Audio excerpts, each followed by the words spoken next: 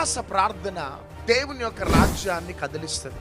ఉపవాస ప్రార్థన సాతాను యొక్క సామ్రాజ్యాలను గడగడలాడిస్తుంది. ఉపవాస ప్రార్థన రాజులను సైతం భయానికి గురి చేసింది, రాజ్యాలను సైతం గడగడలాడించింది. ఉపవాస ప్రార్థన బైబిల్ గ్రంథంలో ఉపవాస ప్రార్థనలు ముగించుకొని బయటికి రాగానే ప్రజలు గడగడ వణికిపోతుండేవారు.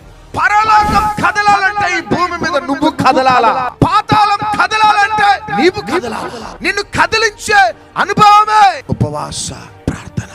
ఉపవాస ప్రార్థన చేసి నేను బెనిఫిట్స్ పొందుకోలే, నాకు రిజల్ట్స్ రాలే అని నువ్వు అనలేవు. ఇంపాసిబుల్. నువ్వు ఏదైనా చేసి అనగలుగుతావు. ఆ దైవజనుని కలవటానికి అక్కడికి వెళ్ళి ప్రార్థన చేయించుకొని వచ్చినా ఏం జరగలేదు.